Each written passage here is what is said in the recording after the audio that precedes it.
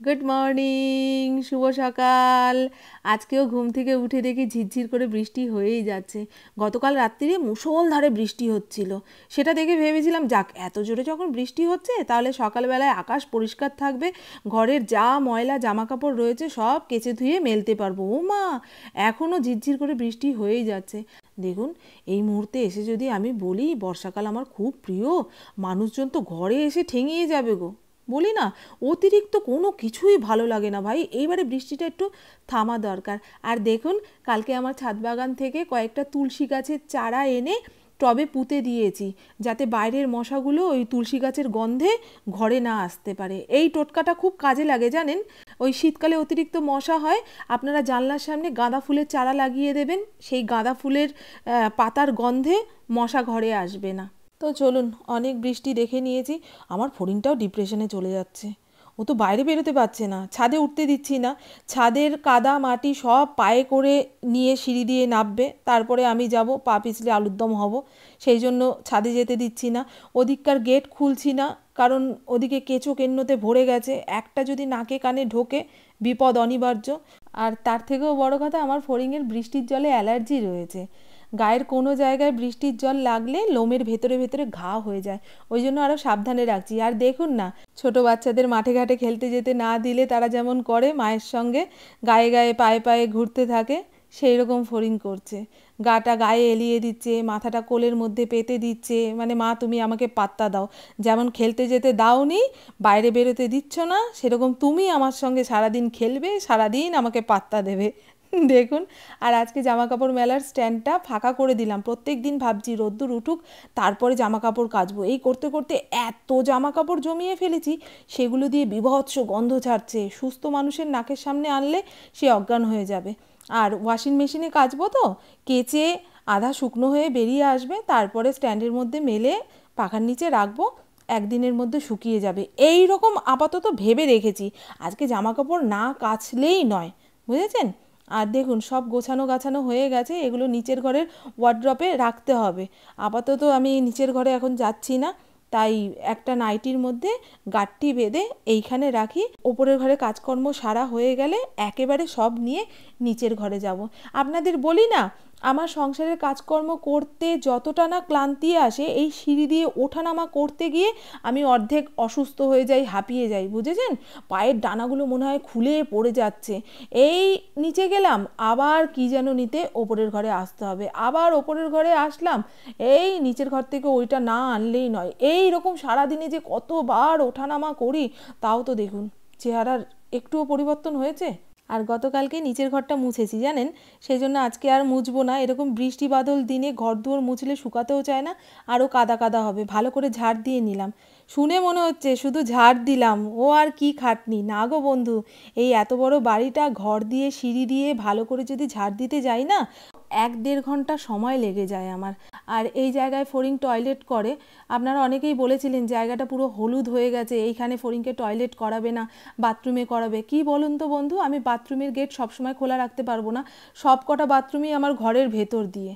আর বাথরুমের দরজা খোলা থাকলে না মনে হয় কি সমস্ত নেগেটিভিটি যেন ঘরের চারপাশে ছড়িয়ে যাচ্ছে। আর ফড়িং এই জায়গায় বেশি টয়লেটও করে না, ওপাশের নতুন গেটটা তো এই জন্যই করা হলো, ওটা খোলা রাখলে ফড়িং সারাদিন পেছন সাইডে গিয়ে টয়লেট করে, ধরুন রাতে 2বার আর সকালে 1বার এই জায়গাতে টয়লেট করে।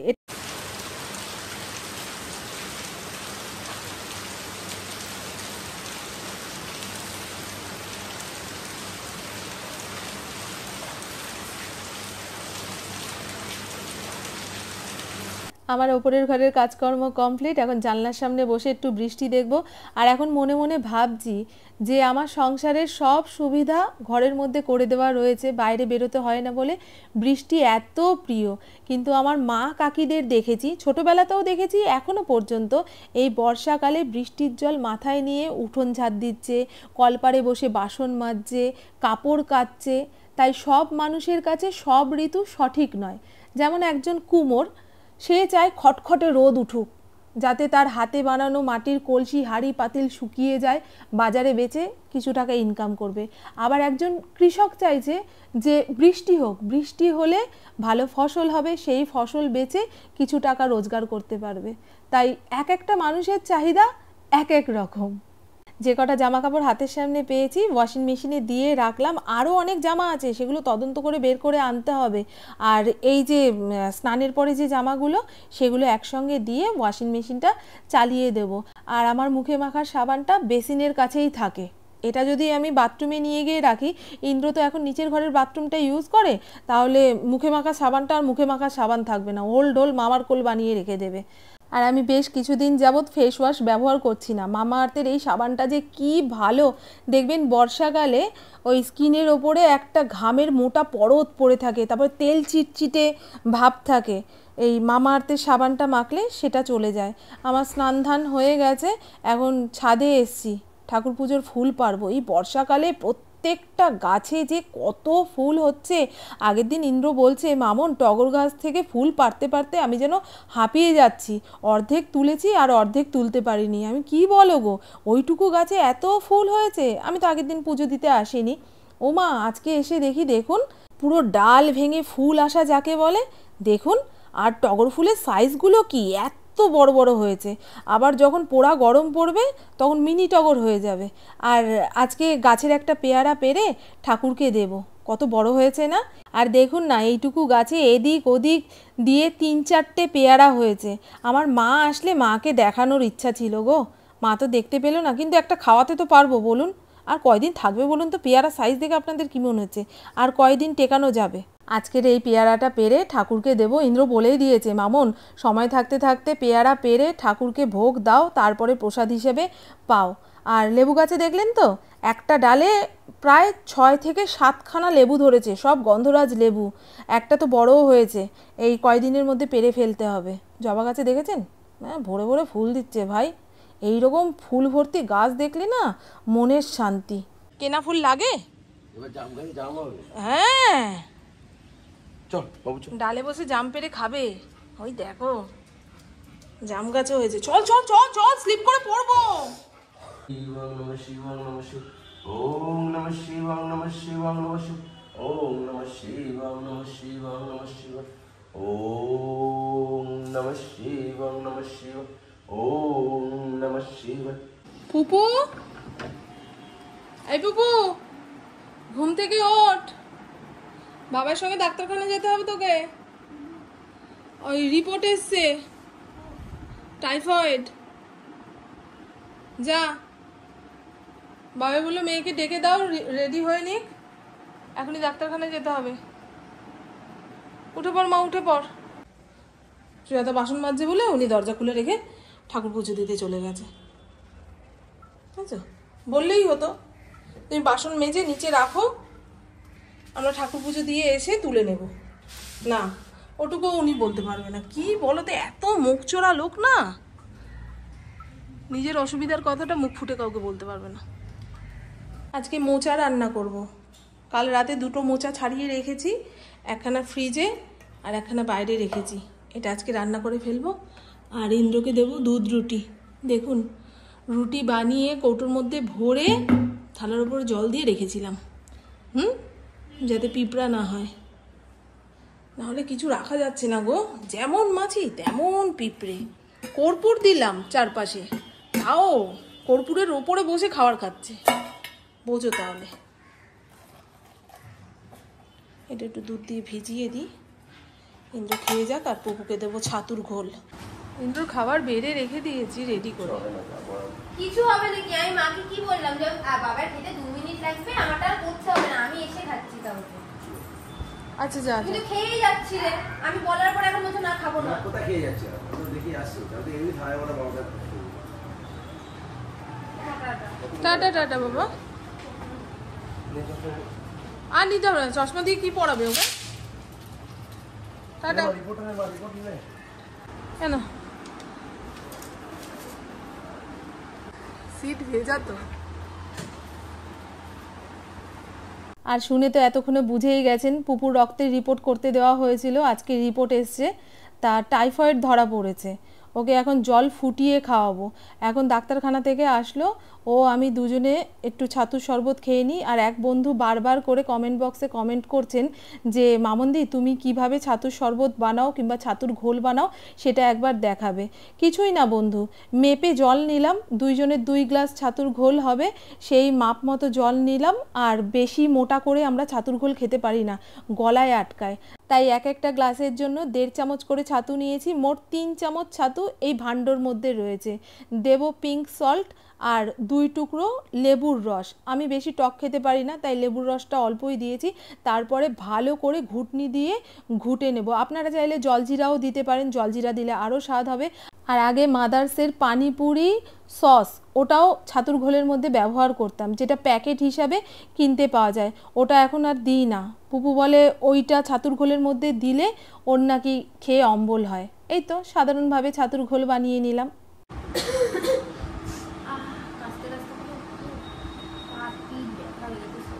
তাই আর আজকে রান্নাবান্না খুব তাড়াতাড়ি এগিয়ে গেছে। এখানে ভাতও উপর দিয়ে দিয়েছি। এখন ঘড়ির কাঁটা সবে 12টার ঘরে। জলের বোতলগুলোও ভরা হয়ে গেছে। পুপু সুস্থ থাকলে জলের বোতল ভরার ডিউটি পুপুর, তা আজকে তো ওকে বলতে পারি না। আর এখানে মোচা ঘন্ট বসিয়ে দিয়েছি। আলুটাকে তেলের মধ্যে ফ্রাই করে নিয়ে বাটির মধ্যে ছিল জিরের গুঁড়ো, হলুদ গুঁড়ো আর কয়েকটা চেরা কাঁচা লঙ্কা, জলের মধ্যে ভিজিয়ে রেখেছিলাম। এখন আলুর সঙ্গে ভালো করে কষিয়ে নেব। পুপুকে বেশি তেল মশলা ঝাল এই সমস্ত খাবার দিতে পারছি না, খেতে পারছে না, ওর মুখের ভেতরটা জ্বালা করছে, খাওয়ার পরে নাকি বুক পেট জ্বলছে। এখানে মোচা আর কাঁচা ছোলা প্রেসার কুকারে লবণ হলুদ দিয়ে 2খানা সিটি দিয়ে চটকে রেখেছি। মোচা ঝিরিঝিরি করে কাটলে আর চটকাতে হয় না। আজকে না অত ঝিরিঝিরি করে কাটতে পারিনি গো, আজকে খুব হুটোপাটির মধ্যে রান্না বান্না করছি। খালি মনে হচ্ছিল পুপুকে নিয়ে ডাক্তারখানায় গেছে, আমি এর মধ্যে রান্নাঘরের কাজকর্ম সেরে একটুখানি বসবো, পুপু আসলে ওকে অনেকটা সময় দিতে পারবো। আমার পুপু না এখনও বাচ্চাদের মতন করে, একটু জ্বর জালি হলে কিংবা অসুস্থ হলে খালি আমাকে ডাকবে, ও মা একটুখানি এসে বসো না, ও মা আর কতক্ষণ, তোমার কি কাজ শেষ হচ্ছে না, এইরকম করতে থাকে জানেন। আর এখানে মোচাটাকে 10 মিনিট যাবত ঢাকা চাপা দিয়ে রান্না করব। নামানোর আগে ঘি গরম মশলা দিয়ে নামিয়ে রাখলেই হয়ে যাবে মোচা ঘন্ট। আর গ্যাসটাকে আমি প্রথমে জল জল করে ওই আমার রান্নাঘরে যে টিস্যুগুলো রয়েছে না, দেখাবো ওখানে, ওগুলো দিয়ে মোছামাছি করতে খুব সুবিধা। কিন্তু বর্ষাকালে না ওটা দিয়ে ঠিক শুকনো করা যাচ্ছে না, রান্নাঘর সব সময় যেন জলে ডুবে থাকছে। তাই ওটা দিয়ে মুছে নেওয়ার পরে এই শুকনো ন্যাকড়াটা দিয়ে শুকনো শুকনো করে মুছে নিচ্ছি। এটাকে আর ভেজাবো না জানেন তো, এই যে জলটাকে পুছে নেওয়ার পরে এখন ভাঁজ করে আবার মেলে দেবো। এই বর্ষাকালে না কিছু ভেজানোর কথা ভাবলেই যেন গায়ে জ্বর চলে আসছে। কোথায় গেল? আর এই তো বন্ধু আমার রান্নাবান্না কমপ্লিট। ছোলা দিয়ে আলু দিয়ে মোচা ঘন্ট নামানোর আগে ঘি গরম মশলা দিয়ে নামিয়েছি, বেশি মশলা দিইনি আজকে। এখানে রয়েছে পেঁপে সেদ্ধ, লবণ কাঁচা লঙ্কা কাঁচা তেল দিয়ে রেখেছি, ঠান্ডা হয়ে গেলে চটকে দেব। আর এই হলো করলা ভাজা। এখন প্রায় প্রত্যেক দিন ভাতের পাতে একটু তিতা হলে খেতে ভালো লাগছে আমার। আর এটা গতকালকের ডাল, সেটা টকবক করে ফুটিয়ে রেখে দিলাম। ইন্দ্রর তো লাগবেই, ডাল ছাড়া উনি খেতে পারবেন না। মাছের ঝোল হলে আবার ডালটা লাগে না জানো তো। ঝটপট করে রান্না করে নিয়েছি। ঘড়ির কাঁটা 1:12 ঘরে। ফরিনকে পরে খেতে দেবো। আর এটা দিয়ে হেয়ার সিরাম বানাবো। বর্ষাকালে তো জানেনই মাথার ভেতরটা সবসময় ঘেমে ঘেমে থাকে, চ্যাটচ্যাটে লাগে, তারপরে চুল ওঠে, সেই সমস্ত কাটানোর জন্য আমি যে হোমমেড সিরামটা বানিয়ে রাখি, যেখান দিয়ে চুল উঠে গেছে সেখান দিয়ে নতুন চুল গজাবে। তার জন্য লাগবে মেথি ভেজানো জল, আপনারা মেথি ফুটিয়েও জল বের করে নিতে পারেন। আর এখানে নেব Apple cedar vinegar. Apple cedar vinegar মাথার ভেতরে খুশকি ময়লা এগুলোকে পরিষ্কার করবে। 2 চামচ দিলাম। বর্ষাকালে যাদের প্রচুর চুল উঠছে তারা অবশ্যই এই সিরামটা বানিয়ে চুলের মধ্যে দিয়ে চুলটাকে ভালো করে শুকিয়ে গুটিয়ে রাখবেন। পরের দিন চাইলে শ্যাম্পু করে নেবেন, না হলে এটা দেওয়ার পরে কোনো চ্যাটচ্যাটে প্যাচপ্যাচে কিচ্ছু হয় না, বুঝলেন। শুধু একখানা ওই অ্যাপেল সিডার ভিনিগারের যে গন্ধটা রয়েছে সেইটা মাথা থেকে বেরোবে।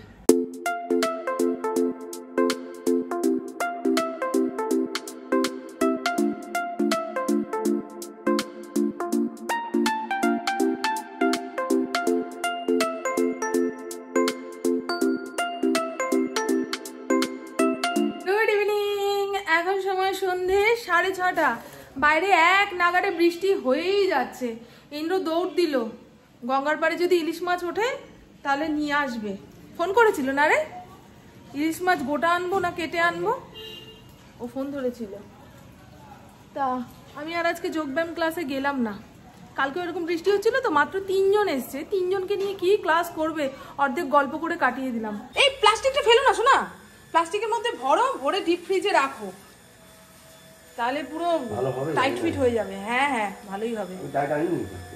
ঠিক আছে, তুমি ফ্রিজে রাখো না, এমনি টাইট হয়ে যাবে, তাহলে কাটতে সুবিধা হবে।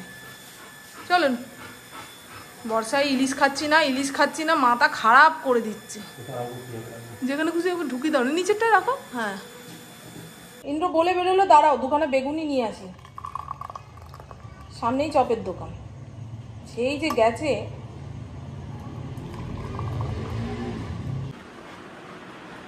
দেখ ধর এটা নে, তাও তোকে ডাকিনি।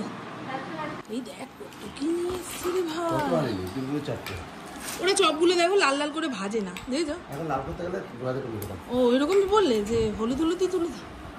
তো চলুন বন্ধু, আমার বকবক আজকের মতন এইটুকুই। আপনারা সবাই খুব খুব খুব ভালো থাকবেন, নিজের শরীরে খেয়াল রাখবেন, সুস্থ থাকবেন, আর অল টাইম স্মাইল করতে হবে। টাটা।